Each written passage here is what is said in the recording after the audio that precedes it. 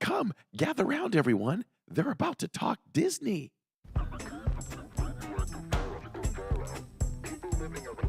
I am still so confused as to whether I'm going to eat at Connections or Creations. So the only way I can keep them straight is I have to think, okay, well, my mouth connects to my stomach, so I guess that's Connections.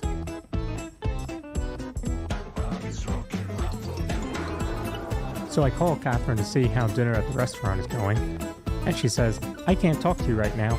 I'm talking to Mickey. So I'm like, okay, here's the big cheese. I get it.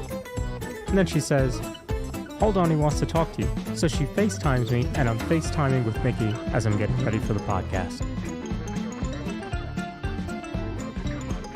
I don't understand why people spend hard-earned money on a Mickey ice cream sandwich in the parks. I mean, we literally all have ice cream sandwiches in our freezers at home. We don't have Mickey bars.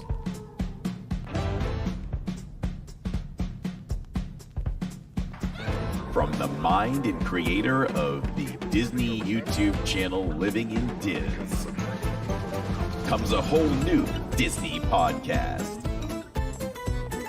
Okay, can we talk some serious Disney here now? Nope. Get ready for all the Disney knowledge that you can handle. It's Corey. It's Lawrence. It's the DizPod.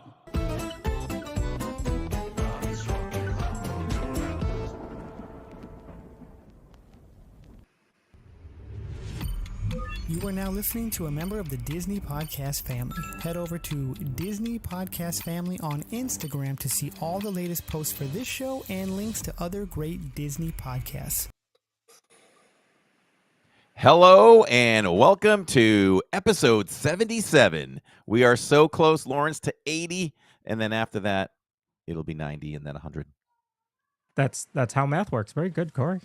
Awesome. I've been working on that. So that's good. Welcome to the Northeast here because it's been cloudy every day, and then the sun comes out at some point, maybe, and then a little bit of rain, that kind of thing, and chilly. Like, where am I living right now? I mean, that's kind of it.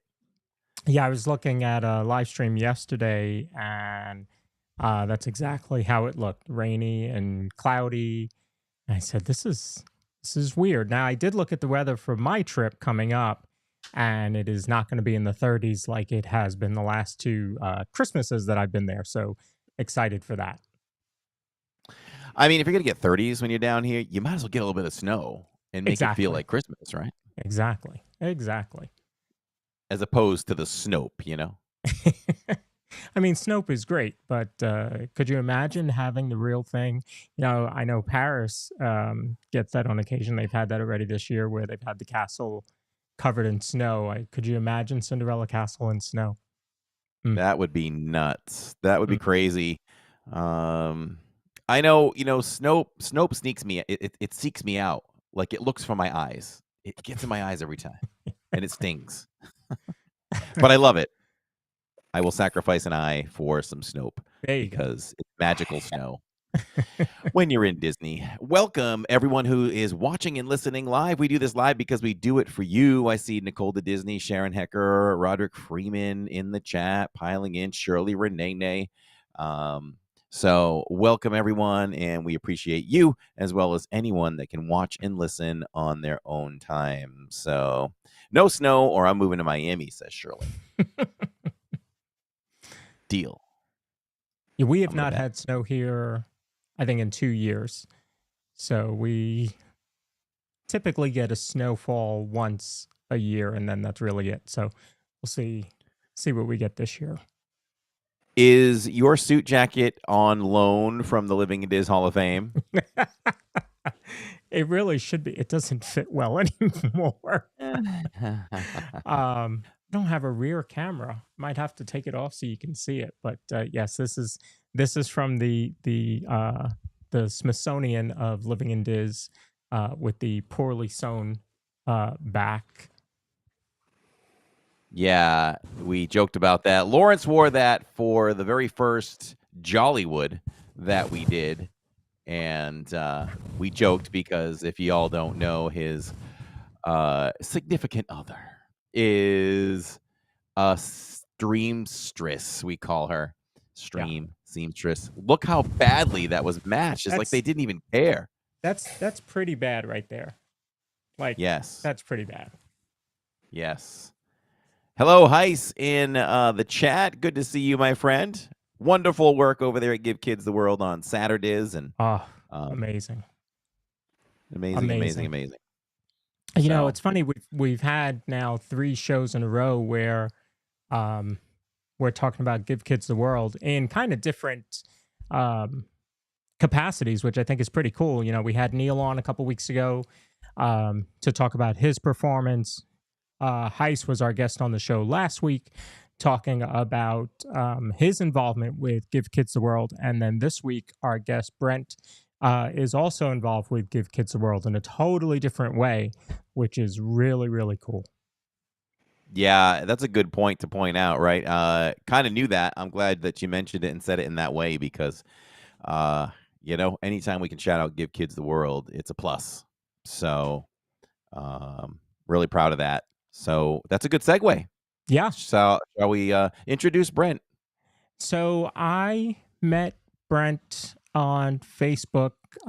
Maybe he remembers where. I'm assuming it was in a group that we're both in. But I was kind of interested because he had just done this crazy trip. And so I asked him to come on the show. We've had a lot of conversation back and forth. You guys will get to learn all about why he does this trip. It's kind of, I don't know what he calls it, but I'll call it the ultimate park hopping trip. You know, Corey and his family and my family, we did the park hopping or the 4-park challenge.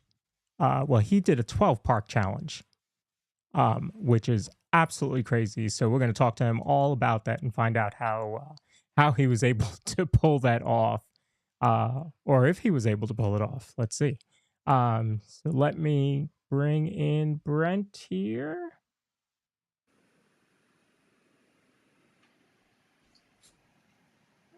Wrong one. There we go. Hey, guys. Welcome, Brent. Thanks for being here. It's our honor. Thanks for having me. So how would you like me to explain? I was going to say, so let's talk about how it came about. Why did you even decide to do this challenge?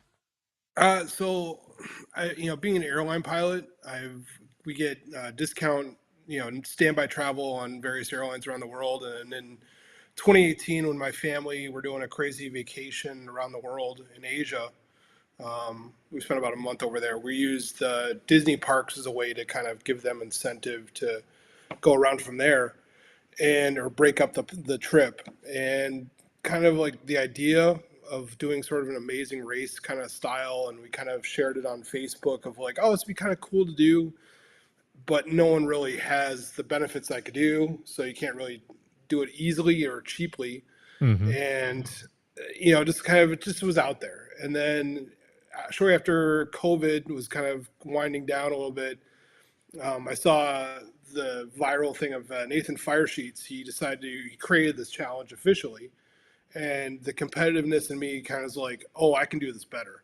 I could do this. Here we go. Let's do it. Well, it was kind of a wake-up call, thinking, the confidence builder. And my family, we did this. My 2 oldest kids, my daughter and my son, we did this last year on October 1st, and from day one, we realized this was going to be a lot harder than we thought it was going to be. And on the first day in Paris, we missed out on 9 rides of the 2 parks. But we're like, okay, let's just plow through it. We can make up for this. Thinking in my mind, going, once we get to Orlando, I can fly back to Paris and I'll finish the 9 out, in time. And then we got to Tokyo, and my feet were just falling apart. My legs were hurting, and I go, all right, no mas, I can't finish anymore, of Disneyland Paris or in Tokyo Disneyland. So we missed out on 7 rides, but we continued to LA and then Orlando. We did all 12 parks in 12 days, but we missed out on, 16 rides. of the 217 total that were open. And then so from there, it kind of felt like, a failure. I was like, I tried this, as I was doing it, I was raising money for Give Kids a World, kind of back it up a little bit. I was kind of doing it. I'm like, oh, it'd be kind of fun. And then I kind of got into the group of the guys that do the daily challenges, or the ride challenges for Give Kids a World. I'm like, oh, well, Sure. this would be kind of fun. And I'd never been to Give Kids a World. So I reached it. I did one of the pages, the fundraising pages. And one of the VPs, who does with the land, that did that one year, did every, was the land open and closed. He reached out and emailed me. He's like, oh man, I'm so proud what you guys are doing. It's really cool if you want to check it out. And he invited me to go see the village, which, I've driven by it. I've seen, the people off flights or whatever at the airport.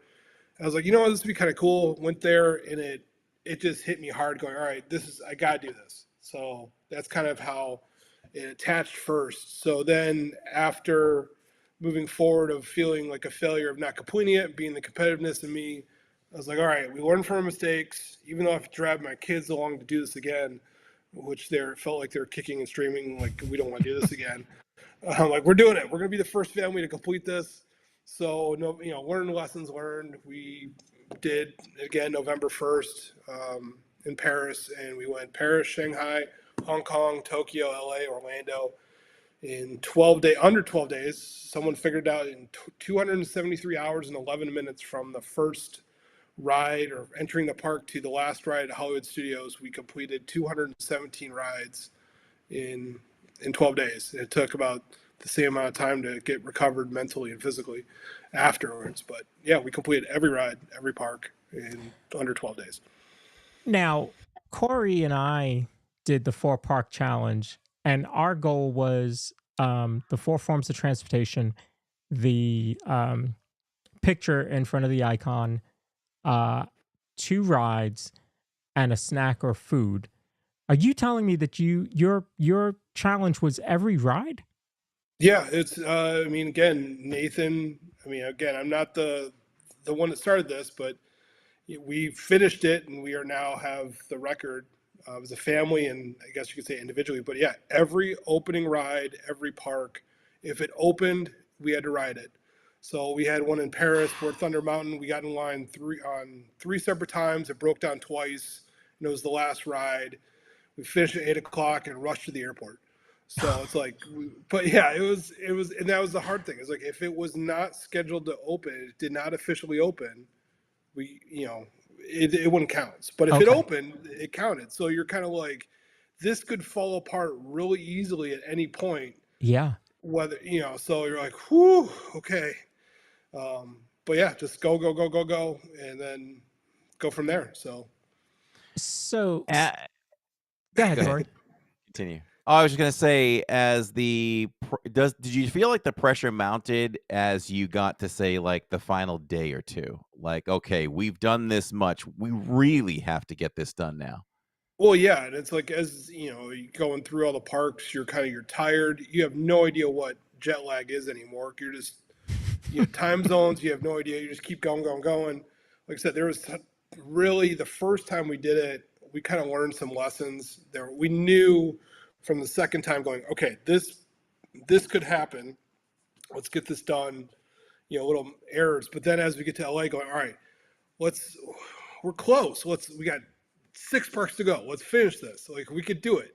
Let's focus. We'll get Chipotle again. All right. Well, just bribe my daughter with Chipotle. Whatever we gotta do. It's like, so.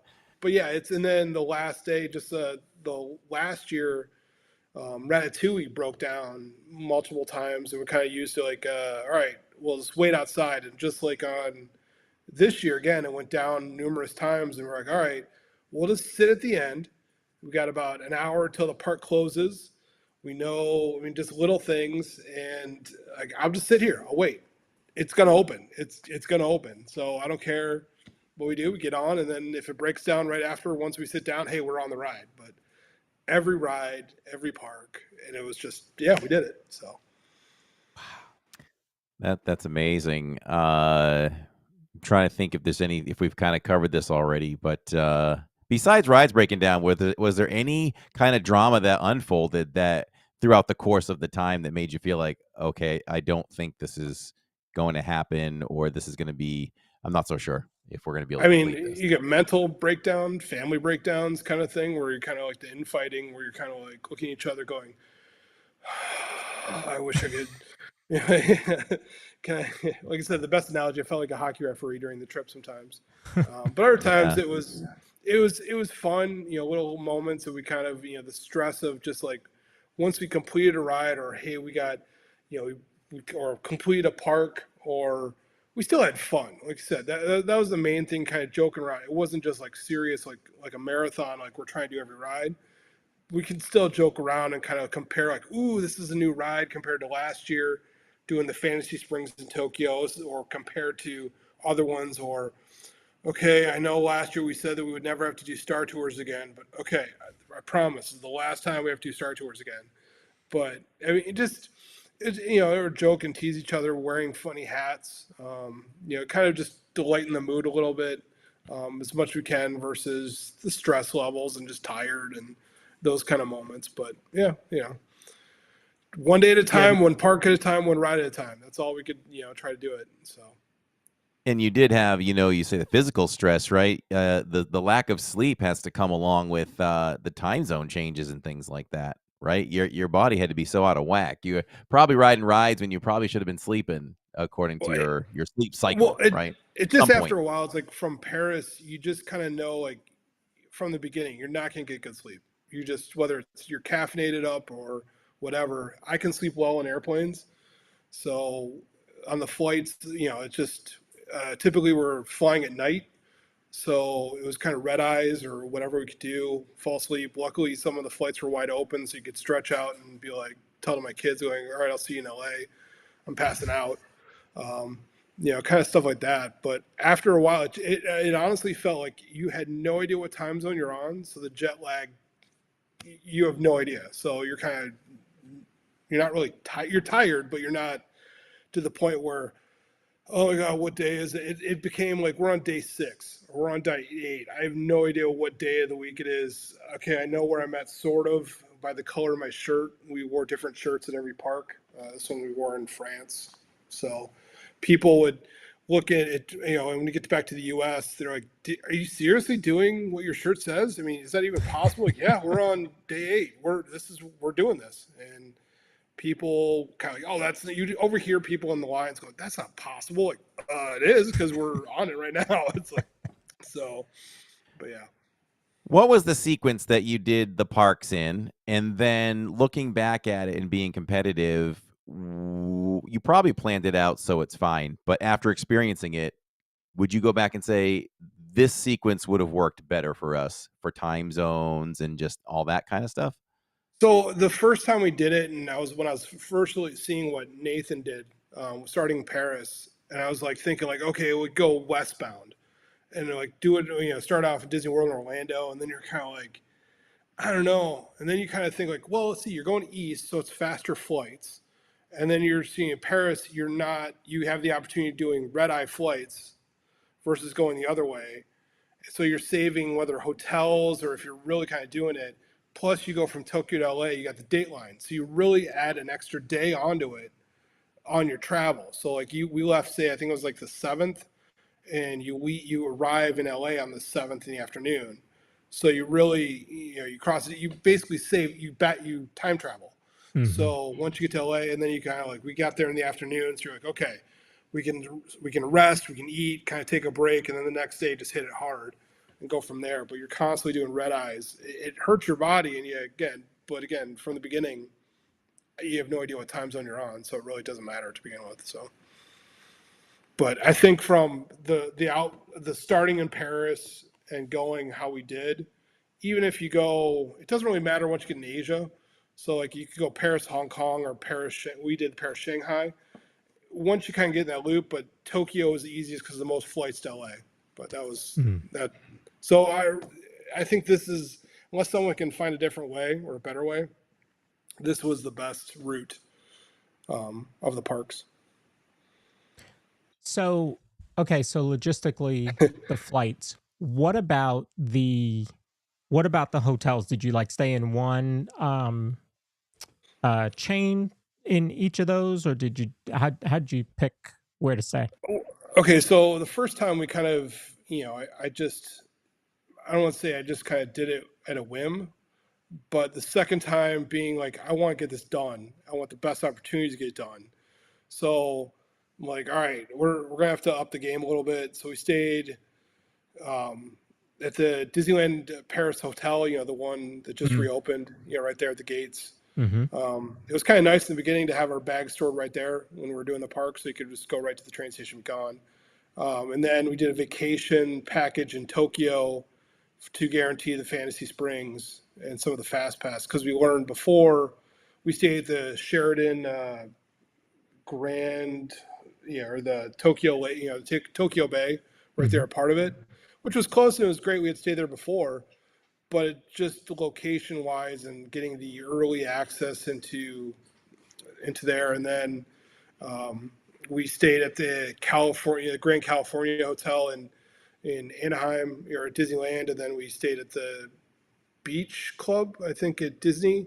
Mm. Just we kind of added it for the one here. We kind of added where my other kids and my wife could be at the party or be at the hotel and just hang around versus us being close, but get the extra magic hour and so on. But yeah, it was. I mean, there were other options we could do it at, but just it felt like it's trying to get this done and how it was like. All right, I mean, we did on the more expensive side this on some of the locations, but yeah, Yeah, but you yeah. went for convenience so that you had a better shot at getting it Yeah, completed. yeah. I mean, it's like you go in the goal versus I wish I could have enjoyed for what I paid at the the Grand California. It's like, oh, Right. this is a great resort. I love the hotel. I've stayed here before, but you're like, I'm just using this as a bed Yeah. or as an entrance, a quicker entrance into the park. That's what it came to. It was like a shorter walk from my bed versus having to deal with other stuff. All right. So then what about the parks? Obviously you're rope dropping Yes. each day, right? You talked about the fast pass in did you say Shanghai? So we did to start out. So in Paris, we did we had the Premier Access. We used Okay. that. Shanghai. I mean, I'm so glad the character meet and greets weren't a part of this challenge, so you didn't have to deal with like the 5 or 6 hour lines on that. But Ooh. I have never, again, that's a secondary things, a little observations I learned. But the fast passes there, I paid for some of the fast passes in Shanghai. Same in Hong Kong. Surprisingly, it was just the day after their first Run Disney event they've ever had, and I was expecting it to be busy. Mm-hmm. It was a ghost town, so I was kind of like, okay, well, I guess we'll do the Grizzly Bear Thunder Mountain or the Grizzly Gulch thing multiple times. Just have fun with it. Ah. Like no one's here. Okay, let's do this. And and then in Tokyo we had the fast passes with the vacation package, and then the same sort of thing once we got to whatever fast pass we used the. What was it called? What's the system now in Disneyland? I keep on thinking it's changed its name so many times. The Max Pass or whatever the I don't Premier. even What is it remember. now? Well, here it's What's the it called Premier now? Pass. So they use is it Yeah, the same thing? it's the Okay. names keep changing around, so it's the same Yeah. idea, just like in California. So use the systems as as we played and go from there. So Yeah. So but what excuse me. So what about logistically in the park? Like trying to, work the park. Corey and I try and do that. And it's like, well, we're not going to go from Big Thunder all the way to Speedway just to come back for Pirates. yeah. Was there a lot of that going on too? Well, so I mean, again, from the first time we did it, the second time we learned a little more efficiency kind of doing it. I mean, just in relating to Disneyland, we Mhm. knew California Adventure knocked that out as fast as we could. Just like go those things, and then rope dropping it, go to Tower of Terror real quick. Then before that, the full guests open, so we'll kind of do that as fast as we can. And once the park opens, just kind of go around the loop, go around the lake, and just hit everything we can, and then just close it out. Everything you can Yeah. do, just like operation, just close it out. Just close out the ride, close out the park, and then we got to California and going, all right, let's let's get some of the little stuff done. But we know that once fireworks starts or certain parades, so, that Fantasyland area, with all the core rides of Peter Pan, for whatever reason, Peter Pan always has a long line. It's like on, okay, I know it's a classic ride, but come on. Yeah. And then, just doing certain areas and kind of knew, okay, let's hit this, let's do this, and using the fast pass system, just kind of working our way around. Okay, we'll use the boats, the Mark Twain and the other one, the Columbia, as like kind of a resting point to kind of put our legs up, kind of, or just sit down, little breaks, and just kind of work our way around. The more you backtrack and you zigzag across, the more time you lose. Just kind of that kind of stuff, and just kind of like, all right, it's a 5-minute wait, let's just do it. I know this isn't fun, but let's just knock it out. And surprisingly, the first day, if it wasn't for the train closing before the fireworks and not reopening again, we would have hit every ride in California Adventure and Disneyland all in one day, which would have, we're kind of like shocked, like we weren't expecting to do almost every ride in the park. Like I never thought I could do this, but yeah, we were, and then just Roger Rabbit closed, and then we're like, we're going to give up. We'll go back to the hotel, and then we look at our apps once again in the room, and it opened like 5 minutes before close. And you're like, of course, but we hit that the second day. We did like the 4 rides we had to do. We rope drop Winnie the Pooh, which we had done before, but we didn't know there was you could. I found out you could do. There's a book that the first riders you can write in the book on Winnie the Pooh. So we were the weird people to rope drop Winnie the Pooh when everyone's running to Star Wars and everything like that. So we rope dropped that, and I guess we ruined some girl's plans because we got there, and then about a minute later, this lady goes like, "Oh, come on!" As she's Winnie the Pooh dressed up, and I'm like, "I'm sorry, you could be number 2. I'm sorry, I'm writing in the book. I'm sorry."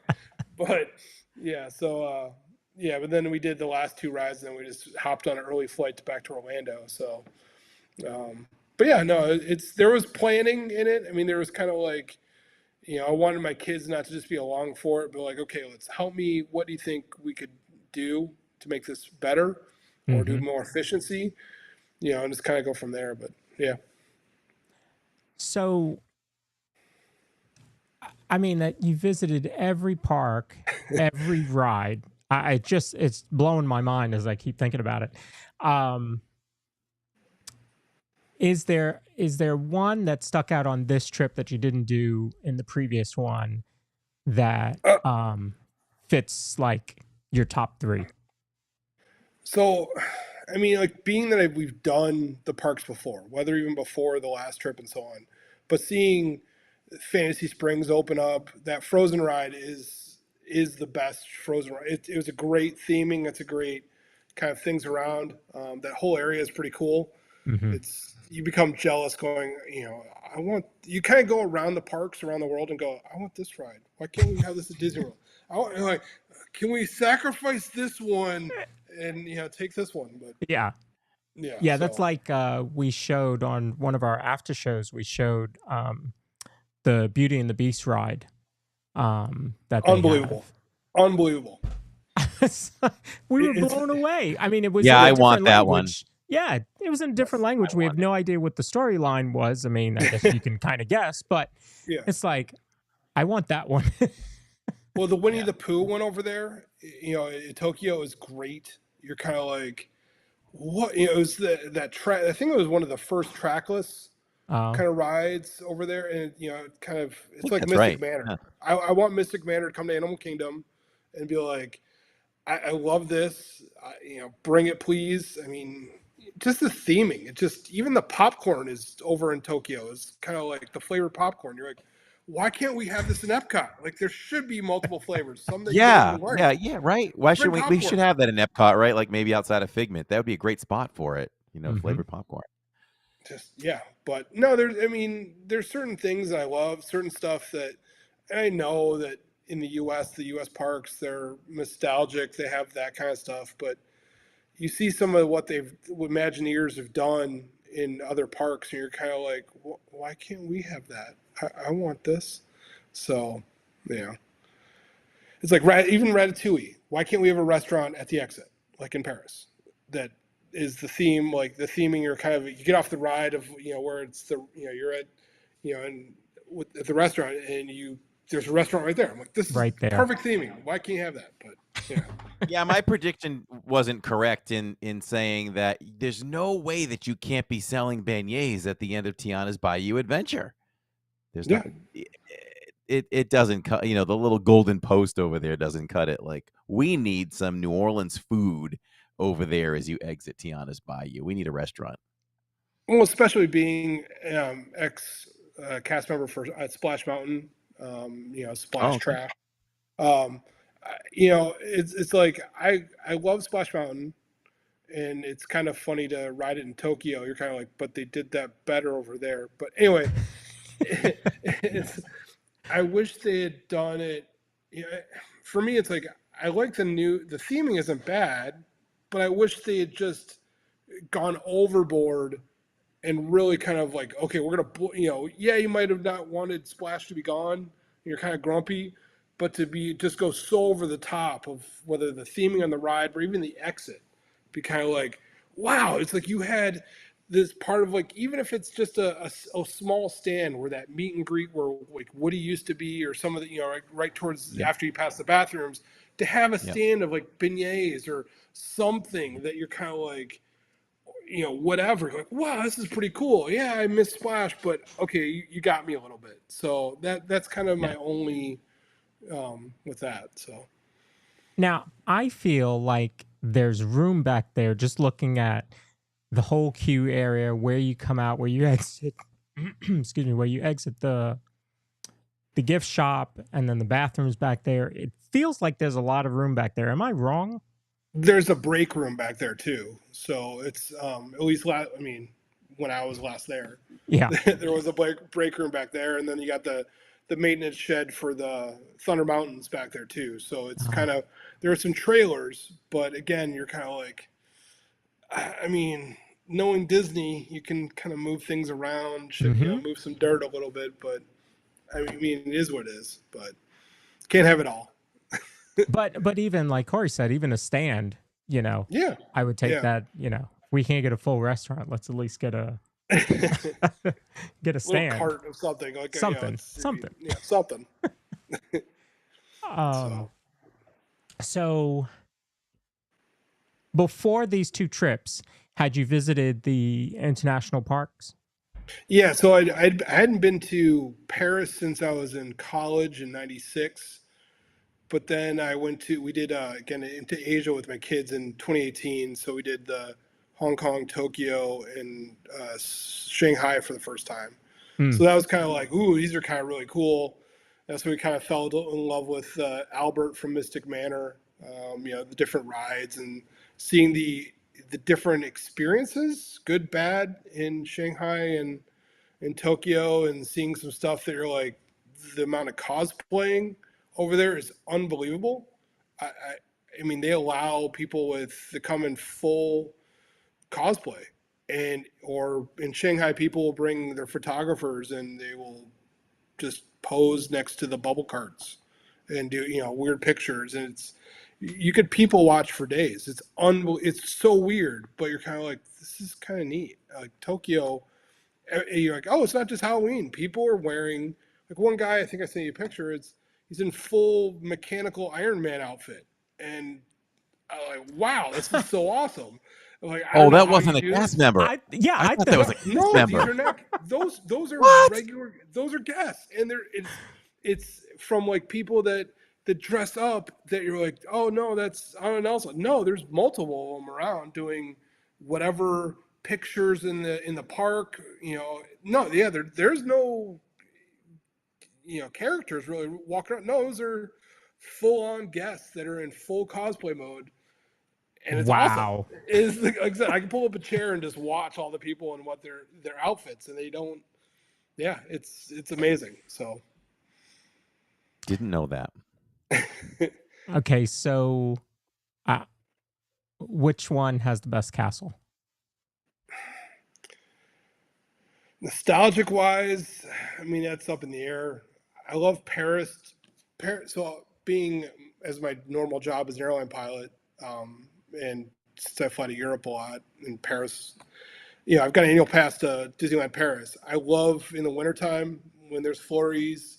I've missed out a couple times when it snowed there, which is like so weird to ride Thunder Mountain at night in flurries wearing a heavy jacket. And I love the castle there during certain times of the year, how it's done. But Shanghai's it's huge. It's a massive, it's a castle. It's a monolith kind of castle. It's really cool.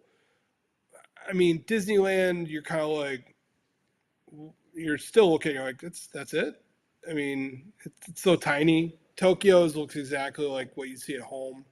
But I think the top two, I mean, Hong Kong's new one is pretty nice. But again, Shanghai of just the size it's like, wow, when you see it.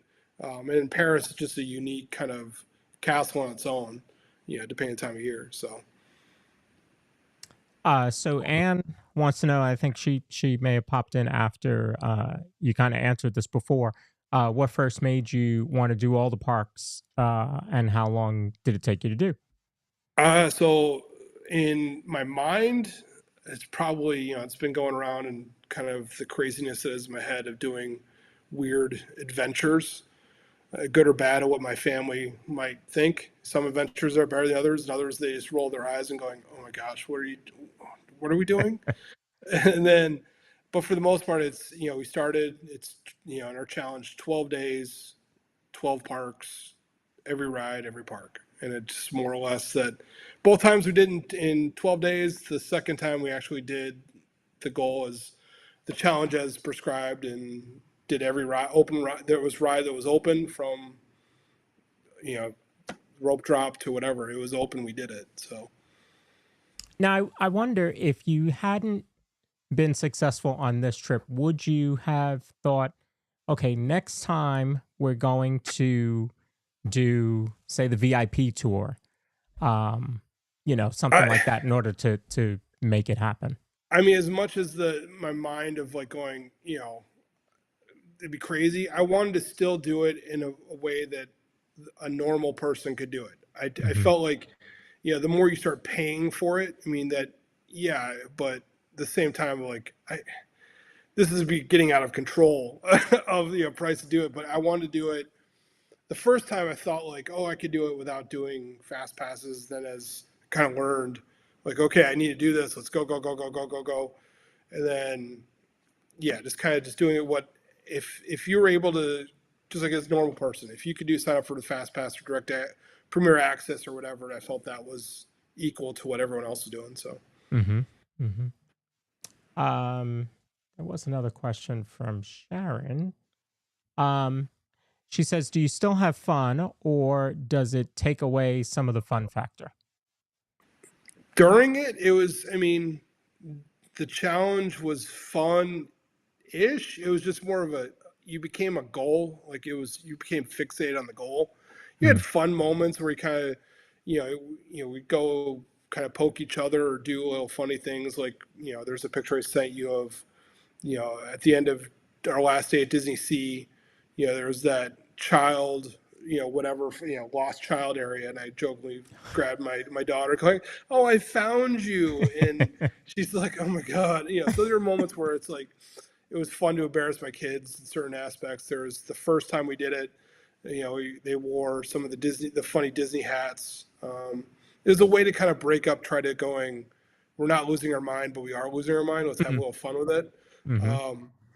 Trying to like, okay, just a little breakup part of it. We had to, you start losing your mind, being so fixated on things and on the goal. You had to kind of like, all right, let's take a break. Let's go eat some food. Let's get a snack. Let's have some fun. Let's kind of joke with each other. Otherwise it becomes where you become cold while doing it. It's kind of like the tension is already up there. Yeah. But for the most part, I mean, we kind of, my daughter, like I would smack me or going like, "Stop embarrassing me," as I'm trying to dance to the music in Shanghai to the parade. And she's just like being a teenager of like, "Stop it, Dad." So, but just kind of laugh at each other. It's trying to make light of things. and just kind of to keep it kind of jovial and fun. That's not to say that if I went to the parks, whether any of the parks, it still didn't have, I had fun, but there's a point too of going, I don't like Star Tours anymore. It's like riding that, just the motion sickness after a while. It's like, okay, I know I liked this as a kid, but this affects me a lot more as an adult. I can't do this. Or, the teacups, they're going, all right, do it. I nicknamed them the death cups because I would spin them so fast and going, all right, Oh, then finally my kids are going, let's do it. I'm like, all right, this is going to hurt me, but I might not be able to walk for a couple hundred yards, but we're doing it, kind of thing. So do you get motion sickness on Star Tours? Do you get it on anything else? Not really. I mean, I realized too is like let's see, the rockets, I realized like the orbiter and stuff like that, realizing like I'm getting too old, or one, my body is not as agile as what it used to be on getting out of some of these rides. I felt like, like the movie Tommy Boy, like fat guy just trying to get out of, certain rides. Or a funny part of all this where people, it's, I'm not a small person by any means, but when you go to Japan or even Hong Kong, they would be like, sir, we need you to do this test vehicle. I'm like, I'm fine. I've done it before. I've been here many times. Like, no, you look really muscular. Looks like you work out a lot. I'm like, well, I mean, thank you. You're taking a whole different angle at this. Like you work out a lot. That's why I'm asking. I'm like, well, I mean, I kind of do work out a little. Like, oh yeah, it's thank you. And then it's like a fit kind of thing. So, but it's like versus the shame, seats going, I can't do this, but you're like, want a certain rest, just push it. I don't care. Just slam the thing in. I just want to hear the click, and I'm good to go. I might not breathe for a little bit, but I'm doing this, or do this ride. So, but. Wow. Yeah, I don't get motion sickness, but if I never did Astro Orbiter again, I'd be okay. It's just one. I think it's a combination of just the circular and getting in and out. It's just not. You not do feel comfortable. G's on it. I remember like I hadn't ridden it in years, and then I did when we did it last year. Go, whoa! I forgot how fast this is. Kind of like going, whoo! And then I was like, I need a little time to get off this thing. Like, huh. And didn't want to be that person that falls as I'm trying to get out of it. So, yeah. Yeah, I can do. It's funny. I can do Velocicoaster. I can do Cosmic Rewind. I can do all that stuff. None of that bothers me. But get me on something that's a continuous circle, like even the carousel. That's tough for me. The carousel is tough for me too. I have to focus on something as it goes by, section by section. I can't just look at the horses as I go around. I'll be done. So, and I retired from teacups thanks to I was telling Neil in chat, he knows his wife. I went on with his wife to be nice, and she spun it, and I honestly thought I was going to have to sit for a while and put the stream down. I was live. I'm like, I'm done. And we learned something in chat. I was watching earlier. I was going to bring it up. Neil, you played in Paris. I need to know more about that, if you would, please. I did not know that. So, oh man, my mind is just blown just thinking about all the rides, even just in Magic. And trying to do them. So, how long did it take you to do the 4 parks here? So let's see. I think it was 2.5 days total. Okay. Which is still, my mind is blown by people that did the Parkeology Challenge, did all 4 parks in one day, and be able to do all those. It's like, wow. It's unbelievable that people can do that. But you just kind of go as much as you can do. It's just knowing which day, how long the parks are open. I mean, if it's 11 o'clock or extra magic hours, whatever, and just go. I mean, it's sort of a plan. It's really interesting of rope dropping, like in seeing rope drops in various parks, how it's done. it's interesting where you come after doing it in Tokyo where everything seems orderly, and I mean people wait up in line, it's crazy. Then you feel like it's it's kind of an apocalypse now kind of thing coming to Disney World and seeing a Magic Kingdom where like people are throwing elbows kind of thing to position to get to be the first person on Tron while we Mm-hmm. were walking. So it's like you get back and you get kind of boxed out and you're like, guys, what are we doing? Like we're gonna get it's like calm it down Yeah. versus it just felt like in other parks where it's like even the line is still orderly even going through it. Yeah, it's a little chaotic a little bit, but it's different. Whereas in the US parks, the little things you're kind of like, yeah, it's a little chaotic. Yeah, so but So, what would you say? Who were the best guests?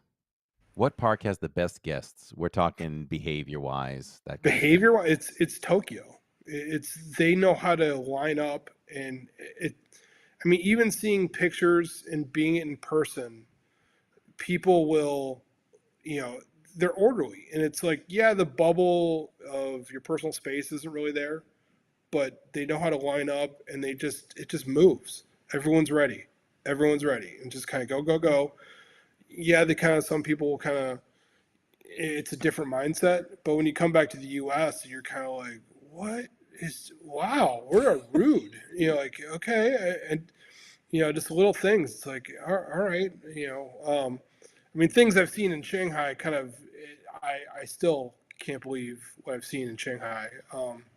People going to the bathroom in the bushes. Um, it's like, Wow. okay, sure, that there's a bathroom about 100 feet away, and someone's Hey, using like, okay, when nature okay, calls. or Wow. seeing people will start selling, different trinkets in the line that are not associated with Disney. It's like, wait, what? I mean, okay. Sure, it's different. Okay, so but no, it's Tokyo is on a. I mean, those that have never been, it is uh, it's an amazing park or parks, and just watching, looking at stuff in the lines. It's kind of it as weird as it sounds. It feels like almost what Disney used to be. Going in Orlando, at times like seeing some of the details even in the lines Mm. kind of like wow, or you see something different the next time, or it just felt like you're not seeing stuff peeled off the walls, like a wallpaper or paint kind of thing. Yeah, there's every park's got wear and tear, but just kind of even as a cast member, someone that's gone to Disney his whole life, it's kind of like I don't know if the bar is set too high as someone that's that's done Disney all over the world or other places, but it's just kind of like you come home and you're like why is our rides breaking down more than others? It just feels like why. But I understand that the amount of guests and everything else, the wear and tear is more. But kind of is what it is. Yeah, I was asked that question too when I was at Alani. Someone had asked me the same thing. Can you compare the guests, in Hawaii at a Yeah, Disney resort compared to here? And it was different there too. It was just a whole different vibe. It was completely mellow and relaxed. There was no tension, and we got to be over here, and kids screaming out of their minds, and the parents having meltdowns. It was such a different vibe in a different place, other yeah, than the mainland. yeah. I agree. It's. I mean, but again, the Disney, the Disney World, the amount of people that come over the world for the Magic Kingdom and stuff. And then you get the weather where it's the heat, and I don't know why everyone comes to Right. Disney Magic Kingdom on July 4th. It's like things are going to melt down. It became as a cast member the joke of like, all right, it's guest watching. We're seeing where people start flipping out. It's like it's a water ride. I know it's 4.5 hours, but okay. It's like Mm. mental breakdowns. It's like fights. It's like divorces are going to happen or something just in the lines. But it's yeah. Yeah. Here's a question, random, because we're talking about the Lions and Water ride. So you've seen that Tiana's Bayou Adventure breaks down all the time. I Yeah. don't know if that's proved much. Did Splash break down that much too? It more before the lap bars were installed. We had more guests that hopped out, and that would cause e stops or other issues like that. Kind of those little issues, or someone would lose ears, hats would trigger something, or someone decided that, oh, I'm going to get off the ride before the big hill and hit one of the sensors. And I mean, Oh boy. yeah, there's the stories that I remember as a cast member of people that would just get off the ride and then disappear into the park. And you're like, well, we have no idea where the person went. And like, for example, one lady got pushed out of the log before the first hill, or not the first, the big hill where the vultures were. Mm-hmm. And he decided, like, they were having an argument the whole ride, I guess. And he just shoved her, pushed her, and she got out of the log and hit the mat, caused an e-stop right there, and just went right at the door, whereas there's the reservoir right outside the door. Well, she just kept walking and they couldn't find her. So they had to do a full evac of the ride. Well, they come to find her like about an hour and a half, 2 hours later in the break room, just kind of sitting there, just kind of chilling out. And you're like, who are you? It's like she was just a guest that's just taking a break. So I was just like a regular kind of area. And stuff like that. Or you'd have a breakdown, and people would hop up, and above the loading area, you'd see there were, one of the straightaways for after you do that first little drop kind of thing up high. And they're like, well, what's going on? Why are we stopped? And you're like, oh my gosh, all right, we're going to do another, it's going down again. But yeah, it's that kind of, from where I knew, it's the breakdown stopped, at least in Disney World. The lap bars helped, people not getting out all the time. So, but yeah, I don't know if it's just old tech of less, wear and tear that wasn't put into it, as it was kind of about to be refurbed into Tiana's. And then now it's kind of, you're kind of playing the game of catch up of what wear and tear, what they should have had done. So Mm-hmm. I don't know. But, during this challenge, were you evac'd off of any rides? This year, no. The last year we got evac'd off Thunder at Disneyland, which my kids were the first time got evac'd, and they're like, oh, this is so awesome, this is cool. Like going, but we wish we were kind of in the middle of the ride and not just like at the very end, kind of like, okay, this is kind of cool, but yeah, no, it's nothing is, exciting of getting evac'd off of, something that would have been kind of really cool, story wise. It was more or less, we getting off of, or like last year we got onto Ratatouille, and then right when we got off, it shut down again. So we're like, whoo, we got on it. We did it. We checked it off. Yeah. I was evac'd off of Mickey and Minnie's twice. Really? But the first time, it was right after you left the loading dock. Okay. Like, the train hadn't even separated, lights come on and everything, which meant, and there was a girl behind me. She was like, this is my dream come true. Really younger girl. And because now she thinks she's going to get to walk through the whole ride. And I'm like, no, the exit is right there. Like, that's not going to happen. So, but the problem was that they started at the back and came forward. So we were the very last ones evacuated. So we had to just wait there. I remember as a kid getting stuck in, I don't know if did you ever ride Journey, the Figment ride when it was original track? Mm-hmm. So no. we were really, okay. So the part, if you've seen where there was like that, you're kind of in the middle where it's all kind of a white kind of, I have to describe it. It's more of like a dream landscape kind of thing. We were stuck there for 2.5 hours. What? And yeah, they had to push the car. Imagine some like mechanics coming out and having to push the whole train to, there was over just a little hill, but yeah, it closed down over there. But I mean, we were stuck on this trip on Small World in that final room for about 45 minutes. And we're about to, I'm about to lose my mind. Like, I'm really, like, this is not there's a certain amount of Small World I can take, but when you're in that room and it's kind of like, oh my God, I can see why people got off the boat and decided I'm walking in the water. So. Yeah, we were live one Saturday, and we stopped what felt like the middle of Small World, and we were there for, I want to say, at least 45 minutes.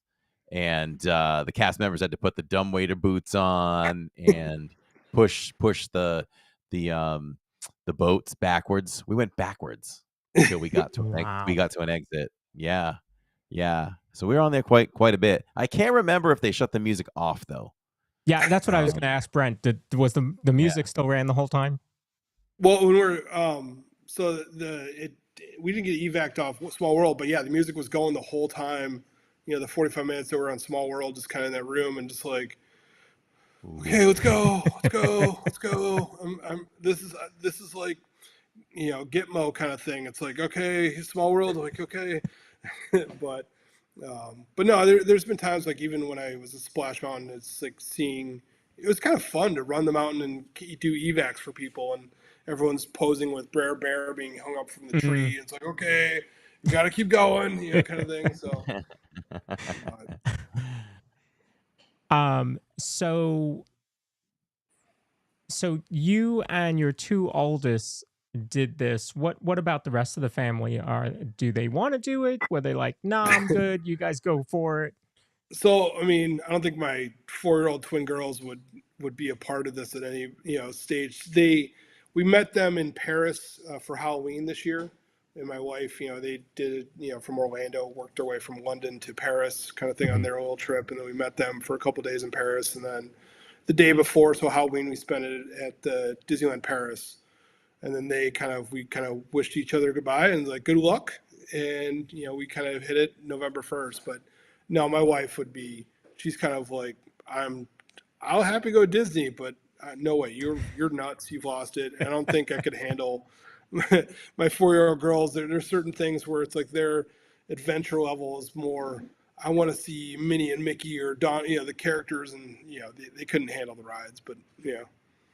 Yeah, we did the 4-park challenge with our youngest, Finley, who would have been 4 at that time. But again, I only did 2 rides per park.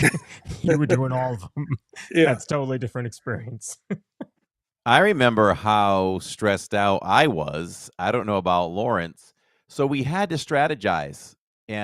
We had done Animal, Epcot, Hollywood. We just had to do Magic. We saved Magic for the last, you know, thing because it was open the latest. So naturally, that would be the best way to go. We arrived to the TTC, the Ticket and Transportation Center, only to learn, because we had to ride the boat. But at a certain time, they stopped running it in one direction. So we couldn't take it from the TTC over to Magic. So now we had to think. I'm stressing out. I'm like, oh my, is this whole day's effort going to go in the toilet because we can't ride the ferry? Like, really? So I don't know if we did it together, Lawrence, or I thought, you know what? I think we got to get on the monorail, which will take us to Magic. Then we get off the monorail, we ride the ferry, and then we get back on the monorail and go back to Magic. That's how we had to do it, which left us with what, maybe an hour or 90 minutes or something, I felt like. Definitely cut into the time, but that was a better idea than what I was thinking. I was thinking, well, we'll just take the monorail and then we'll count it when we leave the park and go take the ferry back to TTC. But that that's a better idea. Why didn't you let me do that? Why wouldn't that have worked? because we didn't drive. Remember, we were staying. So we would have taken the bus back to that's it. Where did we stay? Not Saratoga Springs. The other portion there. The villas, the Treehouse Villas. So getting to the TTC wouldn't have worked. So yeah, we had to do a little backtracking there, but that's what we ran into. So I mean, just thinking logistic, that's why all my questions in the beginning were talking about logistics, because I just think that would have been an absolute nightmare trying to do 12 parks in 12 days and then to do every ride. It's just crazy. So what you think about even just the parks is like, for me, again, as an airline employee, is that we can fly on many airlines and it's all non-rev. So it's standby. So we're like the last of the last to get on. So it's an adventure in itself. So we're like checking loads and, you know, it's like, okay, we got the last seats on this time on Air France to Shanghai. You're like, okay, it's made one. And then like when we're going to Shanghai to Hong Kong, checking the loads, like, okay, Cathay Pacific, the direct flight the next morning looks okay. It's great. No problem. And then check it again in the evening. It's like oversold by 30 going, oh no. So this time we kind of learned on like, okay, all right, we'll try it, not going standby, but then it did the same thing again. It's like, all right, I'll buy a ticket. I'm biting the bullet. I knew it, it's not as surprised as last time where we had to fly from Shanghai to, we did a red eye to Shenzhen. Mhm. And then we took a train. We were going to take the train over to Hong Kong, which is only 8 minutes, the high-speed rail. But cash and everything else, they don't take credit cards really in that. So then we had to felt like we're going to get robbed trying to take a taxi over. But then they're like, we got to stop an ATM first. And we're like, okay, it's kind of sketchy. So it just felt like a full adventure within the adventure. Mm. And then it's like, okay, I get all this cash out, of the ATM and pay them then we cross the border and all that stuff. And then as they're going, I got ripped off. And then I'm checking the conversion rate going, oh wait, that was $75. Like, okay, that was kind of a deal. I'm like, oh, we're getting, sort of crossing the border. So, I mean, it was certain things where you're kind of going around going, all right, this is a better way to do it. Or, oh man, this is so stressful, or hopefully this flight's wide open. Or, okay, we got to make this one. Nathan, who basically invented the challenge, he bought tickets, which is is expensive, and you have hard flights to catch in between parks. Us, it was more, we were flexible in that we could pivot really quickly. Like say Shanghai filled up, we could go to Hong Kong and then change it up. The downside is that, especially last year when COVID, certain restrictions were still on, you needed reservations.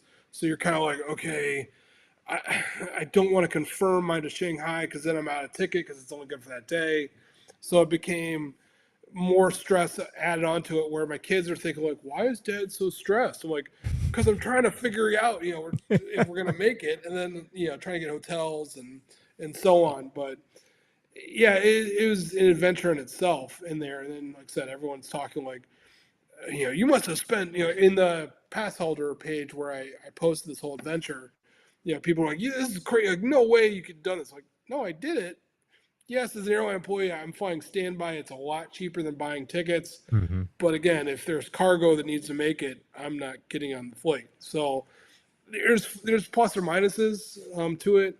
But yeah, it's kind of like a choose your own adventure book.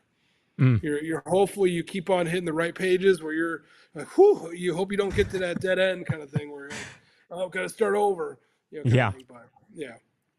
So Neil says, Lawrence, you can show me your pictures when you do this. Okay, Neil, sure. Don't be waiting in your email for that to come. Hey, I'm willing to tag on with Brent anytime. I had many requests of going, can you adopt me and do this your next year run? I'm like, I don't know if there's the next one. Unless someone decides to beat our time, then my competitive nature might come back and be like, okay, now it's on again. But we set the bar. Yeah, I wish anyone that's willing to try it, I will give so much advice and tips and tricks and little potholes or little like watch out for this or whatever. Mm-hmm. But yeah, it's an adventure.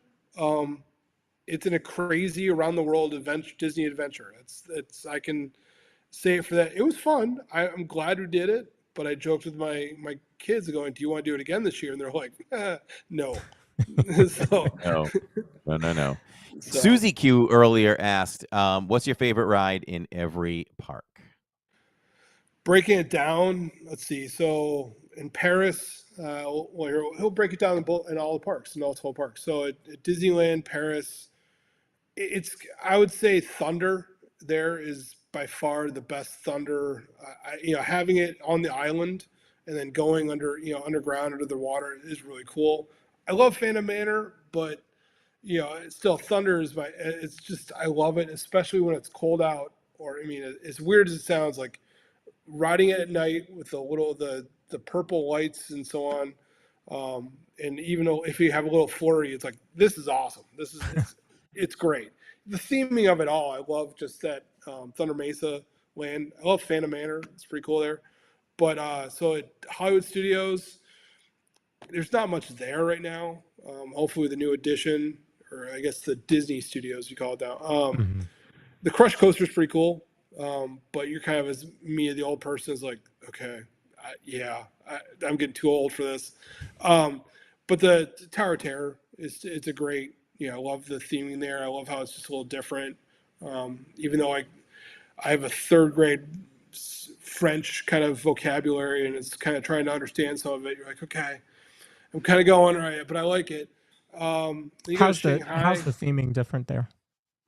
Remember, it's in French, and it's got this little girl that that's in it. It's more of like it's more of like I don't want to say a ghost, but kind of like a weird kind of ghostly demon or whatever that controls it. And she's like, be careful. It's kind of, she's giving warnings kind of through Okay. it, but again, it's in French. And you're kind of like, I think I understand what you're saying, but again, it's going a little fast. I need a little subtitle underneath it. But no, I love that there. I love how the food's cheap there at Disneyland. You're kind of like, you're of all the ride, you come from Disney World, and then you go to Paris, and you're like, wait, you kind of do the conversion. You're like, this is what one, family of 3 buying a meal costs. Would be like the equivalent to one person, or, it's like normal prices. Or they have reusable stuff for food, like plates or dishes and glasses. You're like, well, this is different. Okay.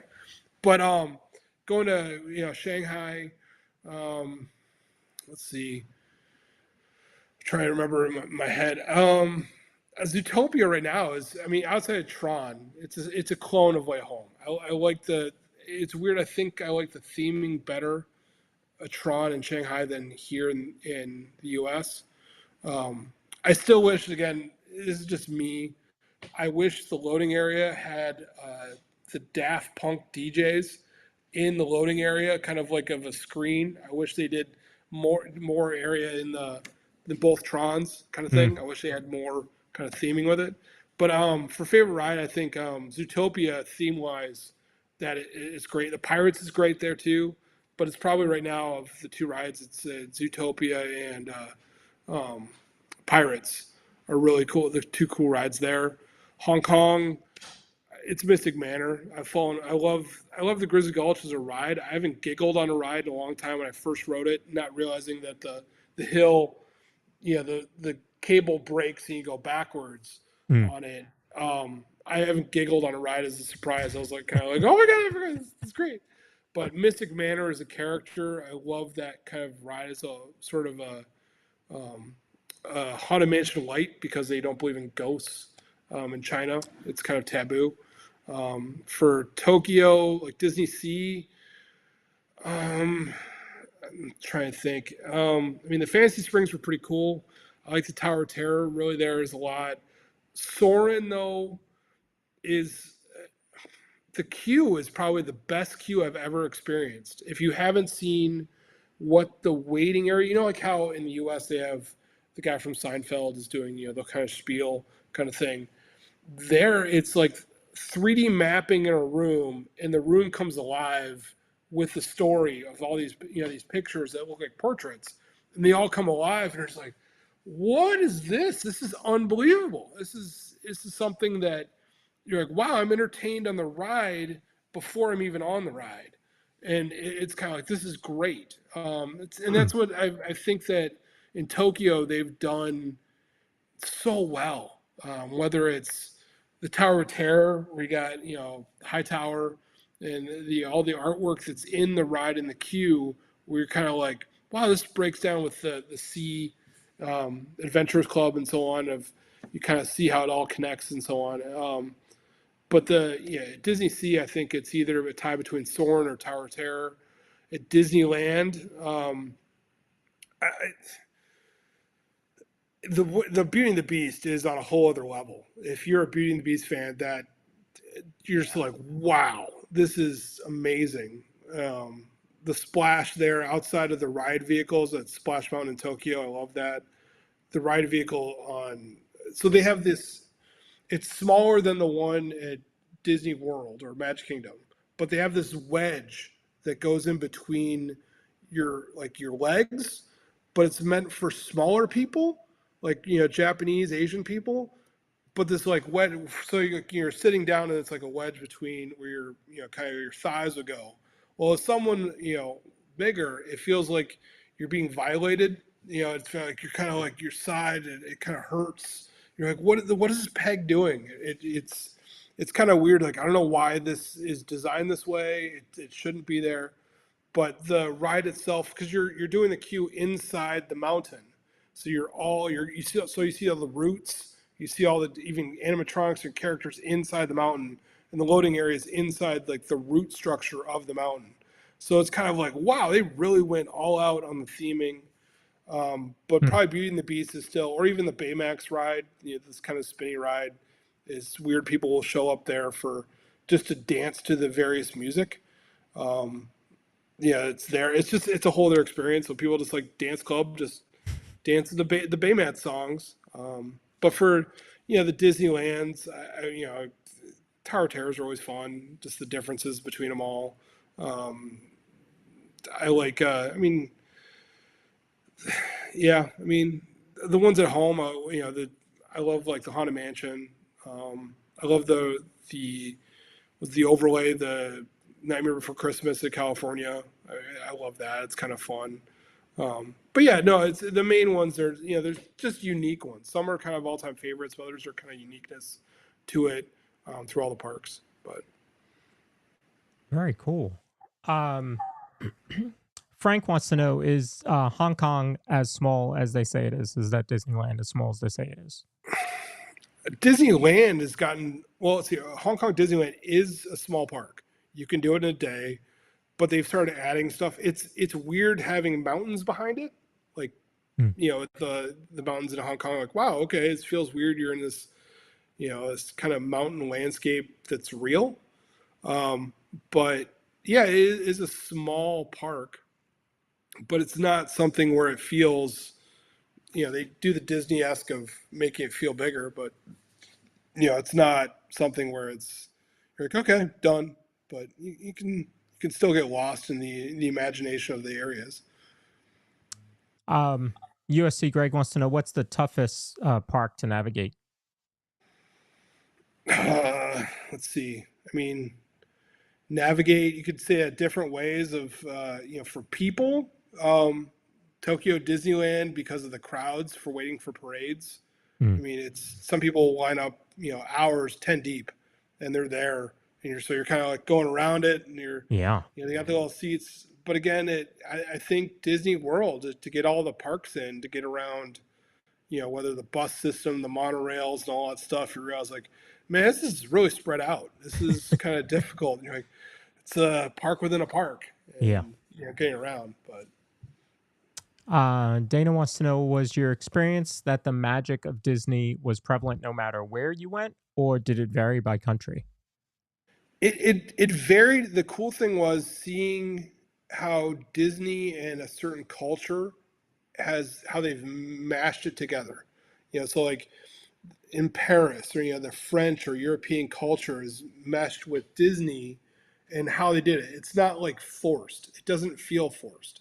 It feels like, okay, they have their own, way of doing things, and you're like, okay, I kind of like it, or it's kind of, this is a little different. It felt, you're when you look back, you're like, yeah, you're doing basically the same rides. The rides are the same for the most part, maybe different languages, but you're realizing it's just like anything as a cast member. It's what the cast members can make or break a park. If you're, the politeness or the uniqueness, or seeing, how cast members interact with each other or guests. I don't know what they put in the water in Tokyo, but the people are so nice. Everyone's waving like they're happy to be there. They're just, just waving as you're going by, so happy, going, wow, all right, this is different. But it's nice to see how each culture has taken the Disney IP brand and mixed their own cultures into it.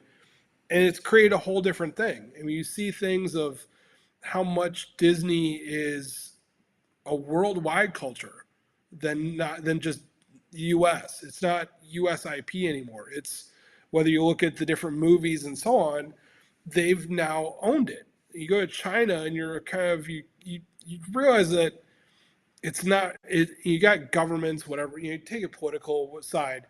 People are just having fun. You're seeing their families go to the parks and having an escape. Um, kind of it's kind of fun to see in a different eyes when you step back and kind of look at it, going, yeah, we're doing this crazy challenge, but also seeing it's unique. Families bringing their kids or adults cosplaying around, betting, dressing up with their favorite Disney characters and going. You're kind of just seeing how much the Disney we all love and where it started from has become a global phenomenon.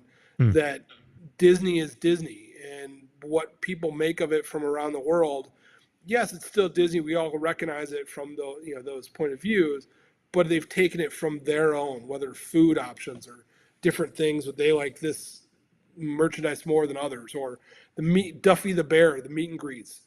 Again, 5 hours we were there for a Duffy meet and greet, and we're going, you got to be kidding me. Like, this is, you kind of see the wait time. It's like 400 and some minutes, and you're going, like, oh my God. Like, no, that's like, or 350 minutes for a meet and greet with Duffy and friends. You're like, no, like It's like they should have a virtual queue for the meet and greets, and Guardians of the Galaxy is a standby. So it's weird. You're like, I'm waiting for in the Guardians line for the meet and greet. Right. Just doing this ride in between. Just yeah, I'm killing time on Guardians while I wait for Duffy. Yeah. So, but no, it's like just to make it short, it's like it's if you ever get the chance to do it. I know, like, again, some people's means of it is far away. It's adventures and so on, but it is cool to see.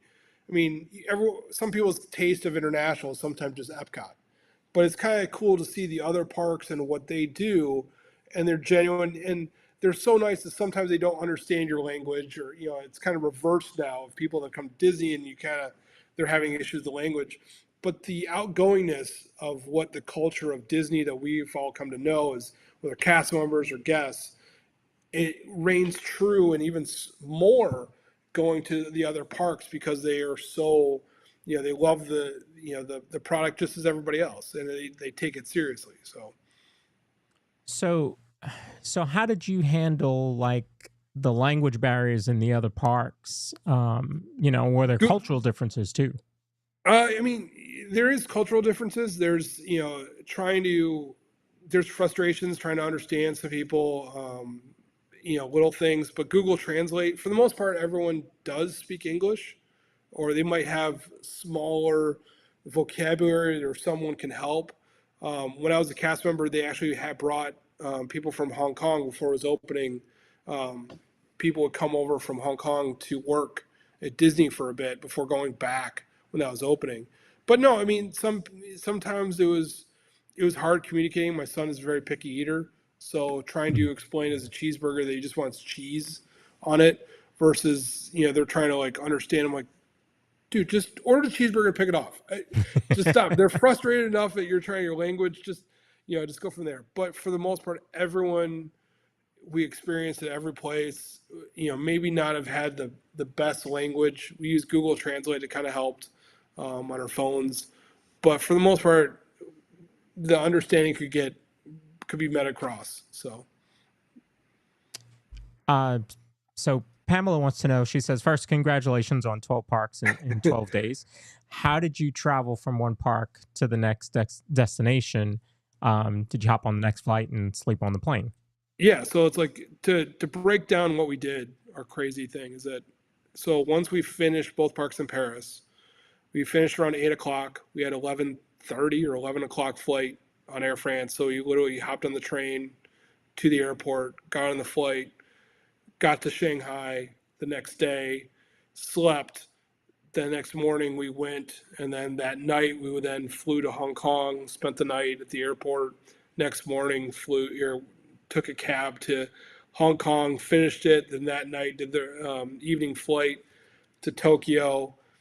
spent the night and we did that. Then once we finished Tokyo, we did like a 10 o'clock flight or earlier flight to get to LA again in the afternoon, and then we just like no waste time. It's like once we're done, like operate, just keep on moving. Now again, that's the extreme on how we did it, sleeping on airplanes and stuff like that. But yeah, it's glad we got seats and sleep on airplanes. Maybe take a little NyQuil and try to knock myself out a little bit more. But yeah, it's hard on your body if you don't know how to sleep. And it's not like we got business class seats. We're all in economy, just whatever open seat. And kind of sometimes like, I don't want to sit next to my kids on this flight. Here, you got your own row.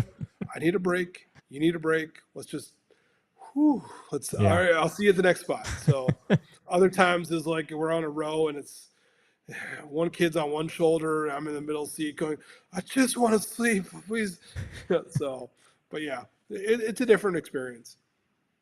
Frank F. wanted to know, did you try the popcorn flavors in Tokyo? And I would add, did you have a favorite? Surprisingly, so yes, I did. And one in Tokyo, it's weird because the long lines for the food, they're next to sometimes the ride entrances. So you kind of think you're in a ride entrance line and it's really a food line. You're kind of like, okay, I'm on the food line, entrance line, which, but you're kind of like, wow, this is just as long. You need a fast pass for the popcorn. But I tried the, let's see, what was it? My favorite, I think, is the soy sauce and butter, which at first you're kind of like, and then you're like, well, it's kind of salty with the butter flavor. Okay, this is kind of good. I tried the garlic and shrimp. That was actually pretty good. The smell threw me off on the roast beef. I just didn't, there's, I don't know. I didn't want to try that one. My kids tried I forget which one they did, but there was, the chocolate one. There was the honey one by Winnie the Pooh. There's different ones. But then in Paris, it was weird. They have the savory and sweet one, or it's not like a normal popcorn. It's, I can't get around a sweet popcorn. I don't know if it's, but no, the Tokyo ones, the food there, it's on a weird level that you're kind of like, it feels like you're not supposed to like it, but it's good. It sounds weird, but you're like, okay, this sounds not bad. I'll try it, but USC Greg wanted to know, did you rank the parks from best to worst earlier? I don't think you did that. Right? No, I mean, like I said, everyone's asked. Tokyo is the best park, at least in my mind. I mean, that's the best one. I'm a little biased with Disney World. I mean, it's my home park. I've been here for years. I enjoy that.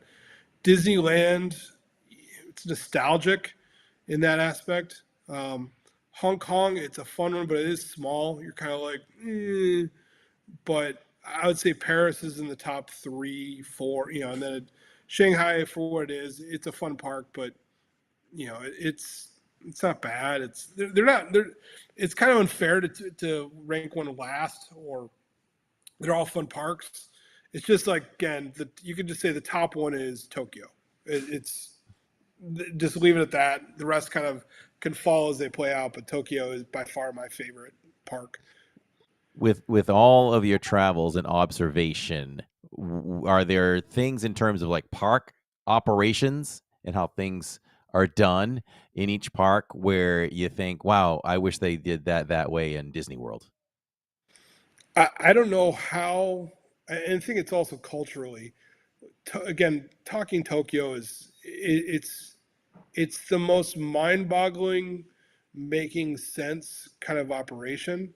The crowd control, I don't know, people just line up, no problem. They'll line up like at 4 a.m. You see pictures of how they'll just sit orderly and just wait until the park opens, and then they just kind of go. They run in and try to put their little mats down during the parade route, and just they're there. And you're kind of like, how is it so orderly? People don't have to worry about someone snagging their spot.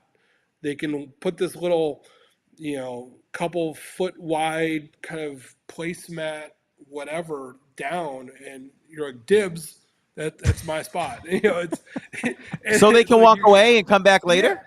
yeah, and it's like now some people were there for the whole time, and they've got go to get food and all that stuff. But yeah, there's mats down there, and it's like dibs. It's I the want one of weirdest those thing. mats, Lawrence. I I know. don't know. I don't know if they're special mats or I don't know. But it's so weird to go there and go. There's a whole level of the cleanliness of Disney, but then there's Japan takes to a whole other level of where people just like, okay, there's not much space, or it's just dibs, kind of thing. So, it's a different world. So I want a painted spot on Main Street, Lawrence, where I stand for happily ever after. No one can stand in that spot on Wednesday you just nights. run in, Saturday. run rope drop with your mat and going, DizPod, Yep. that's mine. This is mine. Right there. It's got my picture on it. I'll be back. That's It's right. like, here's my phone number. If you have an issue with it, just call me. I'll be right back. Okay? Yeah. That's right. I like that. Right. And before you call me to complain, make sure you subscribe to the channel.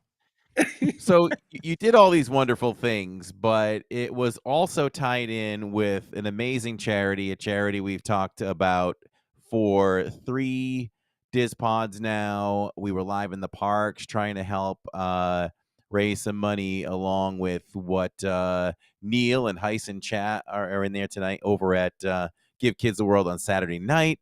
How did you tie this in with Give Kids the World?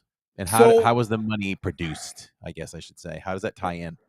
Okay, so how we did it is that, again, I'm far from anything kind of you could describe as an influencer of any shape or form. I'm just more of like, I'm me. So tying this, we used kind of just did the fundraiser going, some people would sponsor it sort of like, oh, if you do this many rides or if you do my ride, I'll donate $20 or I'll donate $100. I'm like, I'm not, I came into it going for, last year, I did it, I won't say differently, but I did it where it's for every park I did, I donated, I forget what it was amount. I think it was maybe it's $100 or $200 per park I did. I added it to my own self. So it's like, even if no one donated, the Hopper family were donating money to Give Kids the World. For every ride I did, every fast pass, kind of like, all right, well, if I did a fast pass, I put, $10 or $20 into the pot, and then kind of go from there.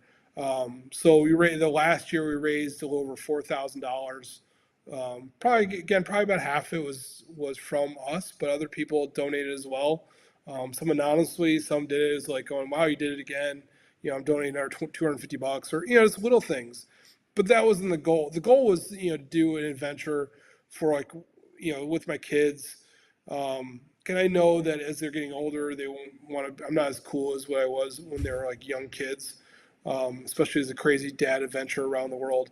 Doing every Disney park was kind of like, okay, this is not what I really want to do.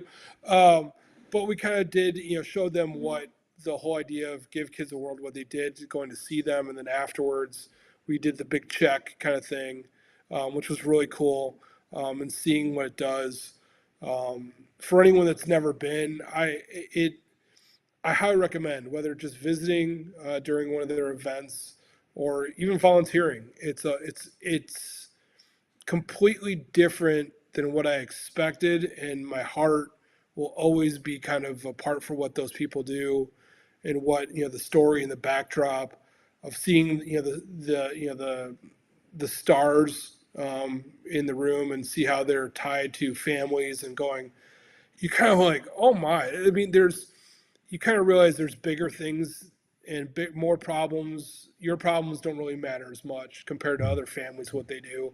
And even if I'm doing a crazy around the world adventure, whatever I raise, or what to give or whatever, but I know that what I'm willing to put in it, give it back, is enough for me. And if I can give one eyeball or a couple of what I'm doing into what Give Kids the World does, that's all that matters. And that's what kind of describe what it's kind of weird hearing some people push back of why I was doing this and why not just give all the money what paying for this to the charity itself. Are kind of like okay, but at the same time, it was like doing this. I'm not doing this for clout. I didn't do this at all for clout. It's a crazy adventure. It's funny to see people's reaction to it. I'd rather have Give Kids the World get more attention than what I did as a whole. Again, seeing what they do, seeing it in person, it affects you for good for the permanently, and it kind of puts in a whole other perspective. So whenever I see families from Make a Wish that are coming down Orlando, at work, and you're kind of like, man, this is they're in good hands, and it's great what they do. So it's kind of just seeing what other people do, whether it's the ride challenges or other stuff to raise money for Give Kids the World. It's an awesome charity. It's an awesome organization. That's all I can say. It's like the greatest thing out of this is that I was able to put in. I think right now I still reminds me I have to my next paycheck I have to put what's owed into what I promised. But but it's nice to see that through this they got a good donation through my 2 years of doing this crazy adventure. So, but that's how I got attached to it, and like I said, it was fun to seeing people that I didn't expect that were following me that donated, and it's kind of the community that kind of gravitated to it and welcomed me and kind of donated for every ride challenges they would do, like, oh, I'll give you $10, or like that's fine. I appreciate anything that you did, and it's kind of awesome to see that the park ride challenge people welcome me, and seeing other people like what I did, kind of like, wow, thank you. It's kind of cool that I did this and the reaction from it. So, Well, as we start to wrap up here, I'm going to bring up some of the pictures here. Hold on, I got to get Brent on the screen there. Okay. So this is kind of the recap. 12 parks in 12 days, 273 hours and 11 minutes.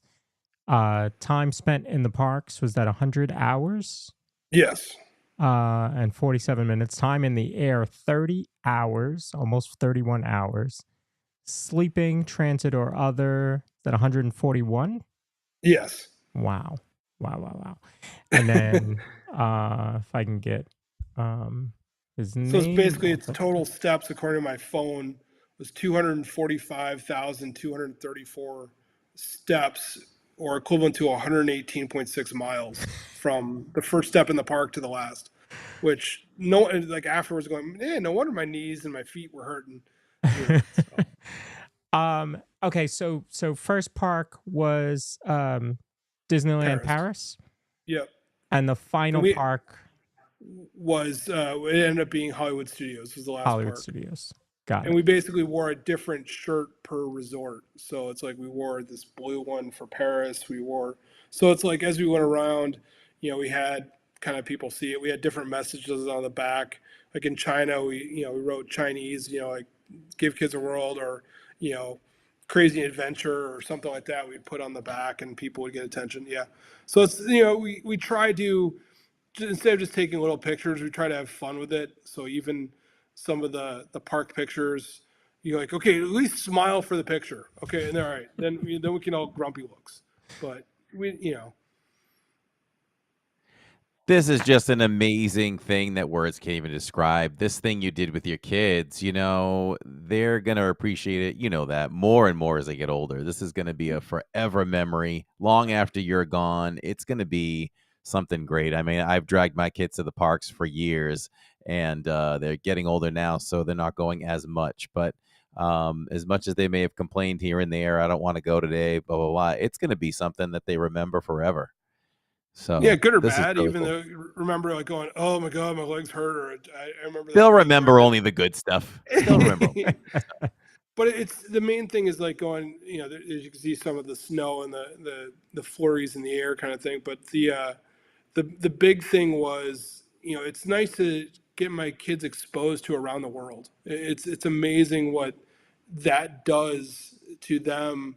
Like, yeah, we can get toys all the time, but it's like I'd rather just spend it on crazy adventures. It's like going, explore the world. Well, you see, like my kids, like, all right, you see something you want to, you've seen interesting in a book or whatever. I was like, oh, let's go for it. Let's go explore. So, How often do you go to the parks when you're here in Florida? I mean, it says, I mean, at least the reservation systems have gotten a little better. I might go every once in a while, like a couple times when I'm home. Might be once or twice a week, or it might be spread out longer just to go, get my steps in, or try to do like, all right, let's do a couple rides or something like that. I kind of miss the old fast pass system where we could just kind of do it for free, and just kind of do it that way. But as now my twin girls who are 4, trying to getting them into, they love characters, so seeing that, kind of feeling of, kind of like the magic is growing on them as they're getting a little bit older in that way. And then my older kids are like, do you want to do a ride? Do you want to go do Tron? Or do you want to do something kind of fun? They're like, no, I don't know. I'm like, well, you guys can just go off and run. I mean, just do whatever you want. You're like, trying to bribe, like, no, Dad. But no, it's, my wife and I will sometimes go out to dinner, make it kind of unique experience, like restaurants we've never experienced before. Like, oh, let's try something different. That's kind of fun to do. There's always something to do that it's new and unique, whether it's eating at a hotel, or that's one thing that's kind of cool at Disney, is like Disney World, is that you're like, oh, let's try something different. Let's go eat at this place or that place. Just I still haven't got a chance to eat at Canada. One day, I hope to eat at Canada. But yeah, it's just different experiences from that sense. So, we missed this question earlier. So Susie Q wanted to know which park would you like to spend more time in, if you could have. I mean, the one the people watching in Tokyo is probably, there's so much stuff that are out there of just little things that you're kind of just the ambiance in it that you kind of miss. I mean, you see it in the Disney World or even Disneyland, just the little things like, oh, I did not know that was there. Or up until recently, I had no idea that the little Planet Pizza trucks were all over the rides hidden, at Disneyland. And I'm like, oh, well, that's kind of a neat little Easter egg to try to find. It's kind of stuff like that where it's fun to see, not necessarily the rides, but see little things I've missed or experienced. Again, up until before this trip, I had no idea there was first rider books at Disneyland. Like I mean, Winnie the Pooh, or there's that was it the storybook boat ride, whatever, at Disneyland. There's actually a first rider book there that they have for people to sign, which is awesome. I wish they had that at Disney World. I wish they had a Magic Kingdom. Certain, not necessarily the big rides, but something that you're like, this is kind of cool. Maybe have a rope drop for, or something that you're kind of like, you feel proud of, like marking history of, like, okay, it's, even if it's a smaller ride that you never, like, say it's Goofy's the Barnstormers or something. I mean, something that, who's going to rope drop, some of those rides. So it's kind of like that. Or if there was a book, I'd love if there was one for the People Mover, at Tomorrowland. If there was like a rope, like a book of some sort, or it's a rope dropping carousel of progress. I don't know. I mean, it's something that you don't expect, but it's kind of cool in that aspect. So Yeah. What advice would you share with people that are like, oh, I might want to try something similar to that? Maybe not 12 days, but I want to try seeing all the parks. What advice would you give them? Open mind is the big thing. When people price it out, like going to Tokyo or even the Asia parks, the amount of airfares would be cheaper. I think I saw someone price it out where it's cheaper to go to Tokyo with a family of 4, even including airfare, than is to come down to Disney World with hotel and staying on property. It's actually cheaper. I mean, you could get I've heard that, tickets on Klook, to the day pass for Tokyo Disneyland, $57. Wow. So you're kind of like, then you look at the prices at Disney, Disney, you're like, wait, what? Or, I mean, an annual pass, I was thinking, like, even at Paris, it's cheaper than, I'm trying to remember what I paid. I think it was like 400 or 500 for the year. But time in Paris is like I only have to go like 3 times in that, three And or four it times in that. pays for itself. So I might just go like like, oh wow, it's like, or the forecast for an overnight in Paris, like, oh my God, it's snowing. Okay, all right, I'm coming.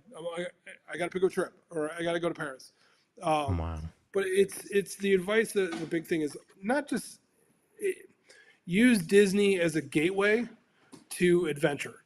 If you're going to Tokyo, don't just go to Tokyo for Disney. Yeah, Disney's cool there. It's awesome, but go explore out. I mean, it should be a gateway to explore more in the world, and I think Disney is a great avenue for that.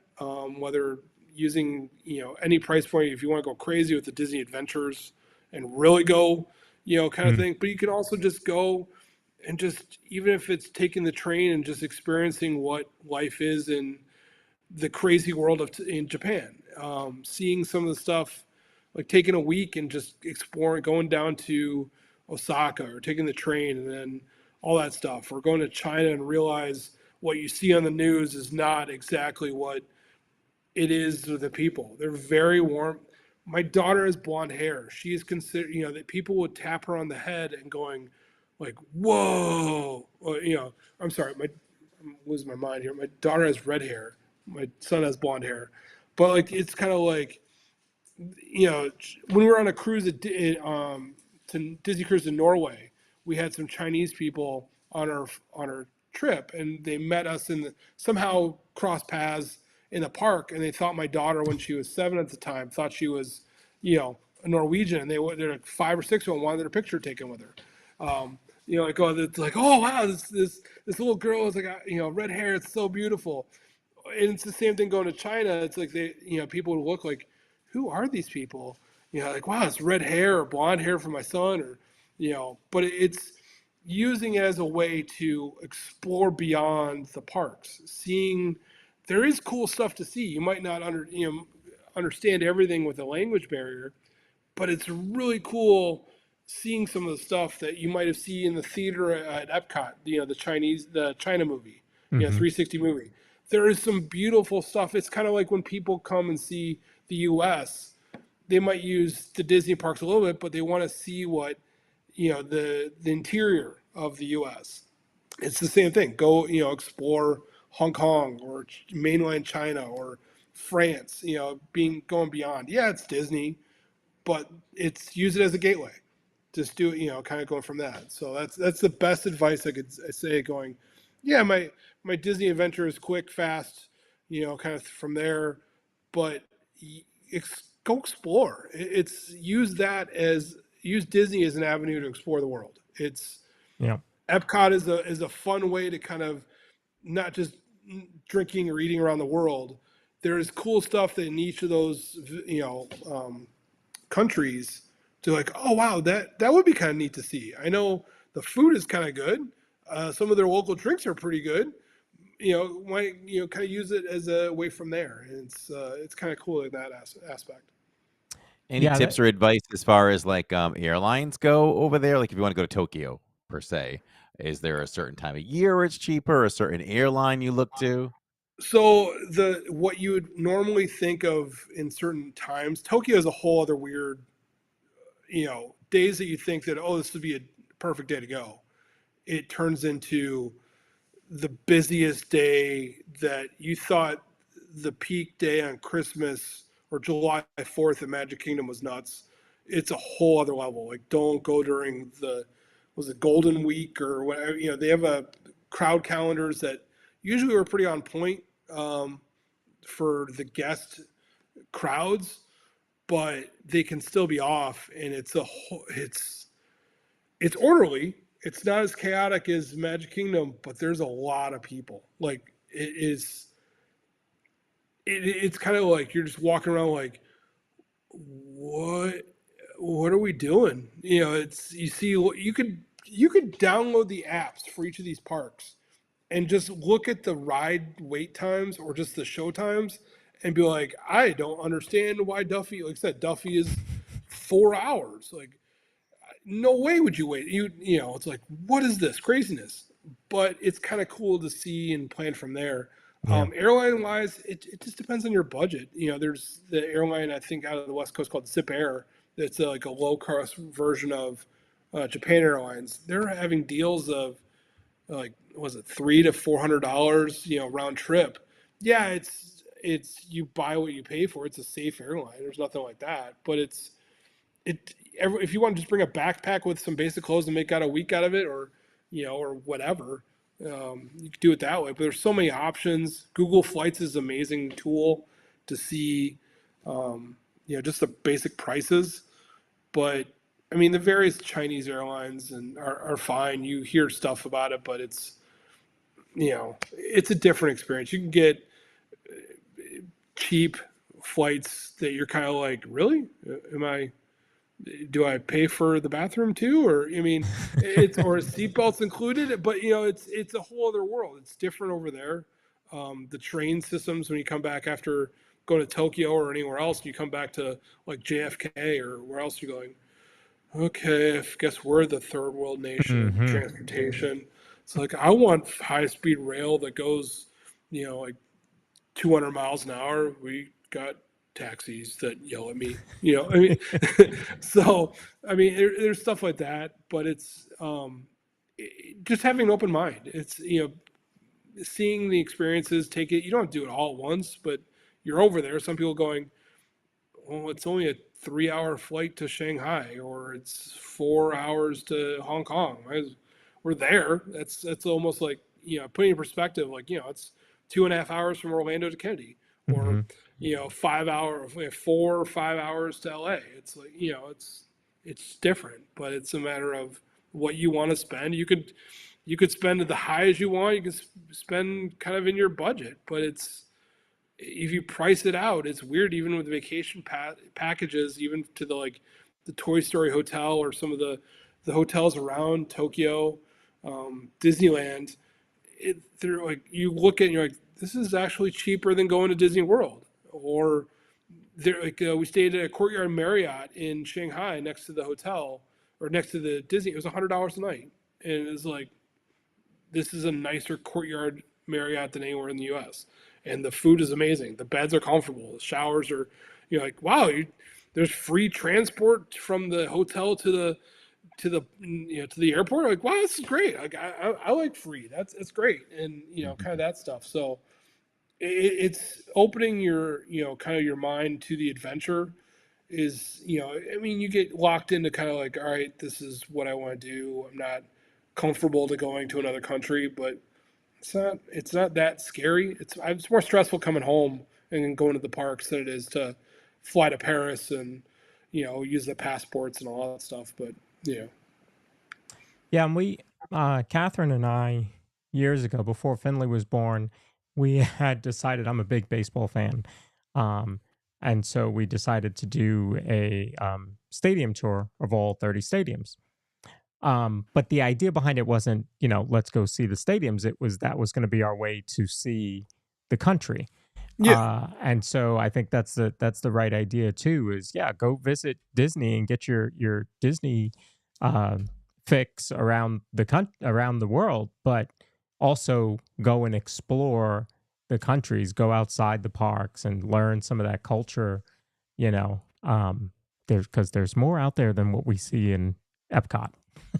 Well, and it's realizing too is like how welcoming people are. It's again, using your bias of what you see on the news and so on, regardless. But it's like some people are like, where are you from? And it's like, oh wow, thank you so much for coming here. And seeing the comment is like a small world. It is seeing the very small worlds, which Tokyo has the best small world. Mm.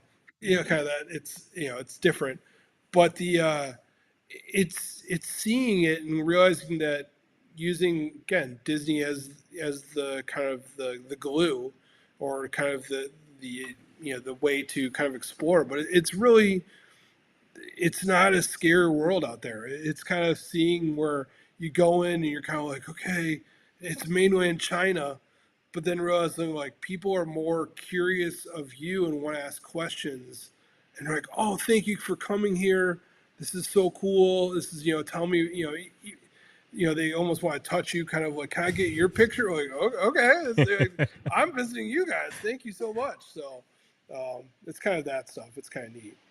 So Wow. McDonald's tastes better around the world than it does in the U.S. It's weird. It's like you get your comfort food, that way. Like, wow, there's like, I'm at McDonald's, and you're like, okay, culturally, you're kind of like, you're going a little weird, but you're like, okay, this is not bad. I have my connection that way too, but yeah. Very cool. Great.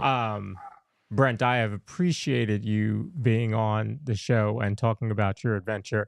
And of course, the reason that you were doing it to raise money for Give Kids the World, which has just been, I mean, all 3 shows that we've done in December have been about Give Kids the World. So this has been great to have you. Thank you very much. I appreciate you guys having me on. It's kind of cool to share. Again, I'm not an influencer by any time. I'm not trying to get any likes or, hey, it's just, whatever. But it's cool to. I'm always happy to share my adventures. Whatever, as small as I am online or whatever. It's advice or whatever. It's kind of cool that people like what I did or even continue to do, and I love being able to share what my aspect of what I had, and kind of share the love of Disney that I have with others. It's kind of cool. I appreciate you guys have me on, and it's talk about what I did. I know I could probably talk for hours about or show pictures of behind the scenes of the craziness, but it's kind of cool to be able to talk what I did and to see that other people think it's pretty cool. Even it is crazy. So. And where can people find you if they want to see more pictures or see more it's of the story? on Twitter, or X or whatever you want to call it now. It's Hoppinaroundtheworld. Mm-hmm. I can send you the link to whatever from there, or the Flying Rabbit 88 on Instagram, which also links to. I'm still sort of building it with all my family adventures, like pictures, a dedicated one, a sub, but Flying Rabbit 88 is my own Instagram. But yeah, it's the Twitter one is the Hopping Around the World. And then from there, so it's always open to anyone's questions who want to reach out, and anyone try to do this. If anyone wants to challenge me on if they want to do the crazy 12 parks in 12 days, please have at it. My wife would probably be like, don't, so he doesn't have to do this again. Especially my kids are going, just let him have the record. Just let him have it. All right. Just, don't need it. Come on, man. It's like, he doesn't need to go out and try to break it. He doesn't, my nature would be like, if I was like 60 or 70 years old and a little hover around scooter or something like that, I'd be like, okay, I could do this. I'm breaking the record again. But no, feel free. Any question, anyone that randomly, if they see this video like years from now or whatever, that might have questions to reach out, or if you guys, ever have other questions secondary, it's like, I'd happy to give my advice and the cool things I've seen and share whatever I've got from there. So. And what's next for you? What's the next adventure? I mean, part of me wants to, okay, so I'm weird in that I'm a pilot, but I'm scared of heights, and I like roller coaster. I've gone skydiving. I've done bungee jumping. We spent once an adventure in New Zealand for a month before COVID. I had to have when we went to China and the Great Wall, I get kind of feel that urge of someone's trying to push me off like a high thing. So I get like scared on that stuff. Like the Great Wall, my kids had to hold my hand. So I felt like a little baby on that, but flying them, no problem. Roller coasters, I love Velocicoaster, all that fun stuff. But I would love to go to like climb Kilimanjaro, like just do something, or whether it's safari in Africa. I haven't been to Africa yet. Be kind of do from there. But again, just I don't want to get that midlife crisis, like I gotta explore the world like before I go or something like that. But it's adventures that I feel like going with, whether it's my son, who's 15, turned 16 in February. There's a limited time. He's going to be an adult soon. He's going to move on. I want to have those moments that I can take time off and go, we did this. this is kind of cool. I can do adventures on my own. I've done before. I've gotten hall passes for my wife to go to Dubai to play golf. And I've had to, do all that stuff. I can do that. But I also want to share moments with my kids. I know that as they're getting older, those times are limited. But I also go like, where do you want to go? I want to also go like going, if there's something out there that I want to explore that I haven't heard about, I want to go do it. I'm weird like that. I don't want to climb Everest, but I partly want to go see be at the foot or not the base camp, but I want to be like, ooh, this is really good.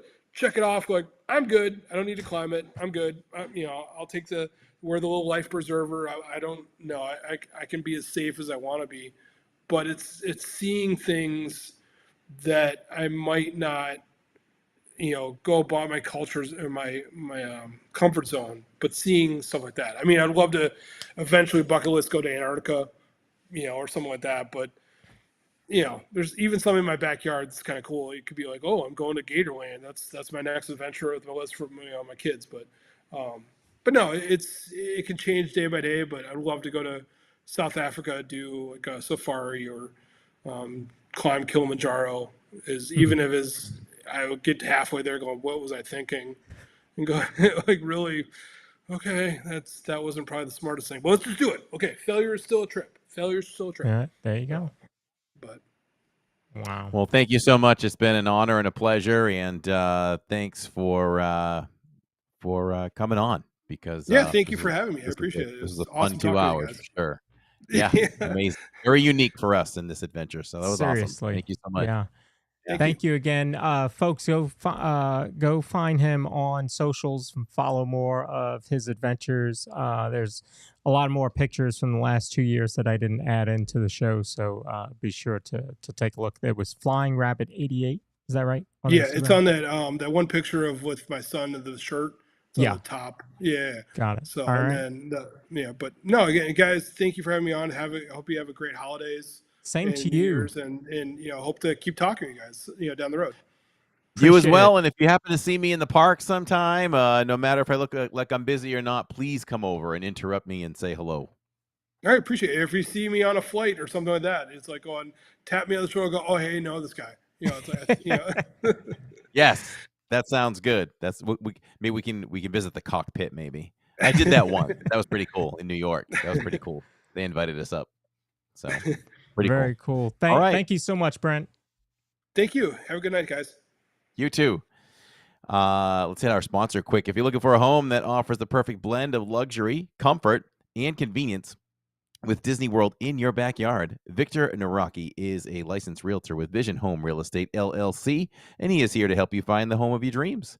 With over 13 years of experience in the Disney area home market and a proven track record of success, Victor is the perfect partner to guide you through every step of the home buying process. So why wait? Visit celebratingflorida.com today to learn more about Victor's exclusive range of properties and schedule a viewing with Victor.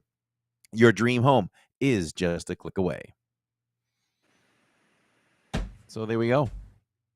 I'm tired just thinking about that travel. That's amazing. He inspired. I always loved traveling. He's inspiring me to want to dig deep and do something a little different. Really? So, seriously? Yeah. I'm going to be at Epcot. I'll see 11 countries that way.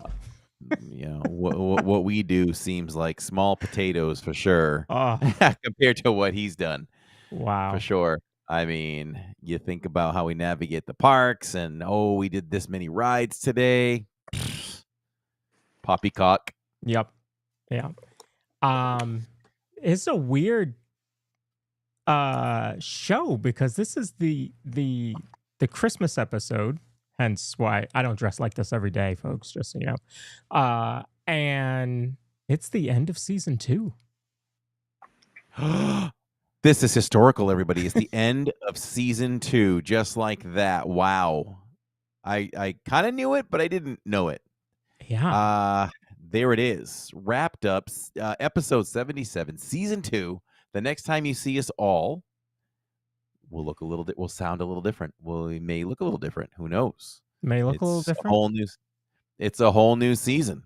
Yeah. So, And the next time they see us, you and I will be in person. It'll be the DizPod second annual in-person podcast with Yes. a live audience, which will be a lot of fun. Yeah, it's going to be a good adventure. Talk about an adventure. That's going to be a good adventure for us that whole week. And this week so you're live tomorrow night from Magic. Magic Kingdom. I will not be around for that one. So Oh, that's right. That's right. You're on- Flying solo. Oh no, you're what on am I your going to own. do? No graphics, no pre-show, no post-show. No pre-show, Oh, no boy. post-show, no graphics. It's all on you, bud. Oh boy. So we're 'cause- relying on personality and talent, huh? That's it. Because I'll be jamming out to Trans-Siberian Orchestra. Better get Neil to come with me and bring his trumpet. And then Universal on Saturdays.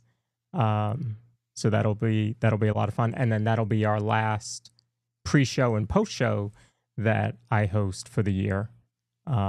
Because then I'll be live in the parks the following week. So